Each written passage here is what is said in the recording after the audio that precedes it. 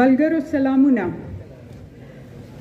زه د نېشنل ډیموکراتیک موومنت ټولو ملګرو ته مشکوره یم چې نن تاسو مونږ کې دومره اعتماد وکړ چې دا دومره لویه ذمہواري مونږ ته وسپارله. نو ډیره مهرباني او مونږ به هم دا پروف کوو تاسو ته چې تاسو دا اعتماد په مونږ کې چې کوم کړی دی دا غلط نه دی. ما سره چې کوم کمیټي کې ممبران دي هغه ټول په میدان کار کولو والا دي.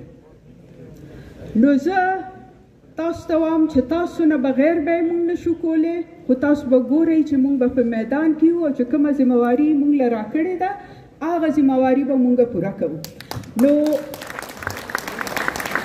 او دا هم زه وایم چې موږ به په ډېر وخت نه الو، ځکه چې په دې کام باندې په دې خاورې باندې ډېر سخت وخت دی او چې څومره زر نېشنل ډیموکراتیک موومنت خپل تنظیم سازي پوره کړي او موږ الیکشن یې وکړو نو دا خپل کار به نور مخکې بوتلی شو. زه به یو څو خبرې کوم او هغه دا دي چې دې ملک کې سیاست ته دې وخت ډېر بد کتل کېږي. دا یو پوره پالیسۍ سره سیاست بدنامولو یو کوشش شوی دی، خو مونږ د باچا خان پیروکار مونږ سیاست ته خدمت وایو. مونږ د خلکو د خپل قوم خدمت تا ګڼو. نو تاسو ته چې نن مونږ مخامخ شوي یو نو دا وینا له راغلي یو چې سیاست بده خبره نه ده که د ولس خدمت یې پکې د قوم خدمت یې. یو بل خبره هم کېږي دلته کې او دا دی چې کامپرست ګوندونه بدنام کړی شي، د قوم باندې مین چې کوم سیاست دی یا دغه دی چې هم بدنام کړی شي او داسې وښولی شي چې دا پښتون چې کوم دی نو دی دهشتګرد دی، دی د ټوپک شوقین دی، دی علم نه غواړي. دا د ټولې دنیا ته زمونږ چې تعارف کېږي نو داسې کوي. نو زه ورته دا وینا کول غواړم او دا هم وایي چې پښتون علم په جنکو او په ښځو هم نه غواړي.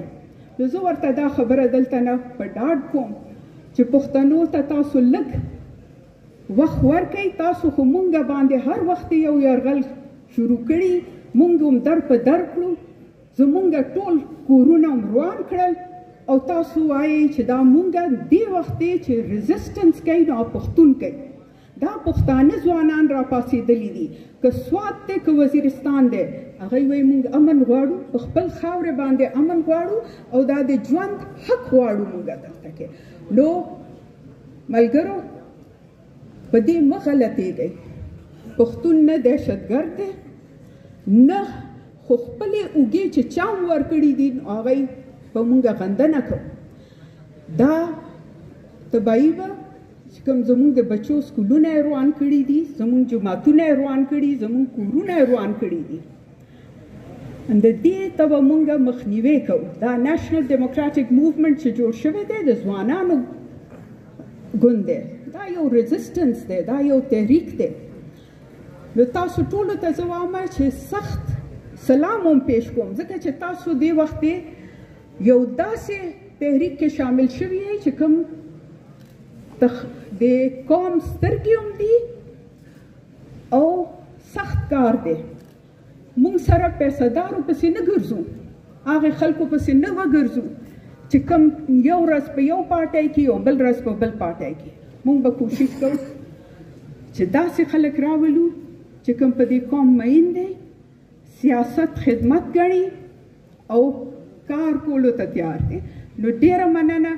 یو ځل دا وایم چې د افغانستان کې کوم دا ریزسټنس دی نو ښځې کوي اړم دي، که ایران کې دې وخت ریزسټنس دی د انتها پسندو خلاف نو دا هم ښځې کوي او دلته پښتونخوا کې هم چې دا مونږ ولاړ یو نو دا تاسو ته دا خبره کوو چې مونږ نه دهشتګرد یو نه طالبان یو، مونږ چې کوم دی نو خپل بچو له ښه روښانه سهار غواړو.